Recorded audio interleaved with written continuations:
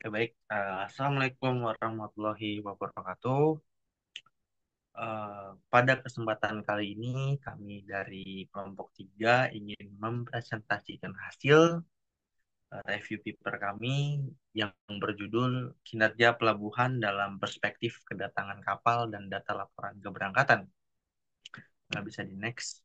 Dan ini untuk anggota kelompok yang dimana kami terdiri dari 3 orang. Yang pertama saya sendiri sebagai moderator yaitu Suhardiansyah, dan ada Muhammad Syamil Imtiaz, dan ada Muhammad Afan Kamil Ataya. Next. Dan di sini terdapat 3 outline, yang dimana outline pertama jelaskan pengkategorian pot performance secara mendetail. Yang kedua, analisis improvement pengkategorian pot performance tersebut bila dibandingkan dengan pengkategorian tradisional versi UNTADS. Yang ketiga, evaluasi dampak kinerja sebuah pelabuhan pada suatu pelabuhan dalam konteks dampak ekonomi dan dampak bagi industri. Next.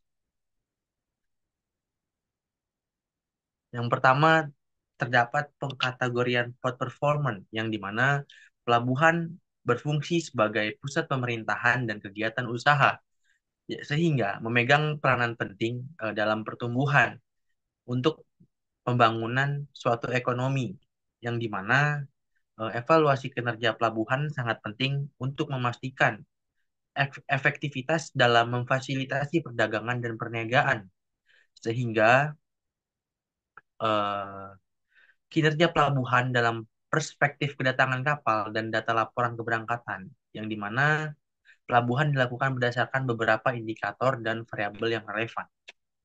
Next, sehingga terdapat indikator kinerja pelabuhan yang dimana yang biasa dalam dunia pelabuhan yang disebut TRT atau turnaround time, yang dimana waktu yang dibutuhkan kapal dari kedatangan hingga keberangkatan, dan terdapat indikator traffic volume atau lalu lintas kapal, yang dimana jumlah kapal yang beroperasi atau dilayani di pelabuhan dalam periode tertentu. Akan tetapi dalam jurnal yang kita review terdapat kategorisasi jenis kapal. Yang pertama pada kapal kategori kargo umum, yang dimana waktu penyelesaian untuk kapal kargo umum diukur dan dibandingkan antar pelabuhan. Dan yang kedua pada kapal peti kemas, yang dimana pelabuhan dalam melayani kapal peti kemas diukur dengan fokus pada waktu penyelesaian dan efisiensi layanan. Selanjutnya akan dijelaskan oleh teman saya. Oke, selanjutnya pada soal yang diberikan, terdapat perintah untuk menganalisis improvement pengkategorian performance pada paper tersebut bila dibandingkan dengan pengkategorian tradisional versi Ustad.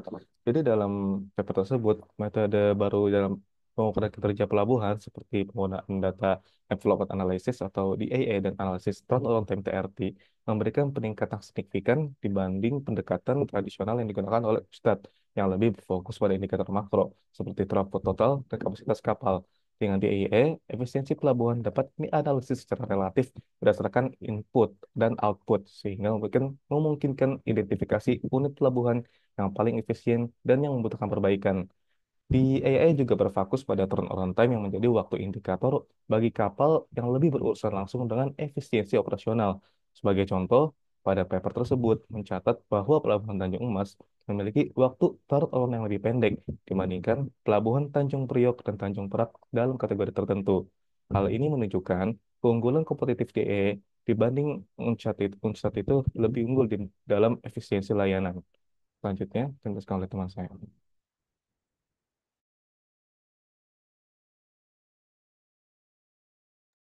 Oke, yang terakhir yaitu ada dampak kinerja pelabuhan. Di sini ada dua dampak yang terjadi di pelabuhan, yaitu dampak ekonomi dan dampak industri. Yang pertama untuk dampak ekonominya, untuk kinerja baik, untuk pelabuhan yang efisiensi menurunkan waktu tunggu kapal atau turnaround time, sehingga biaya logistik dan transportasi lebih rendah.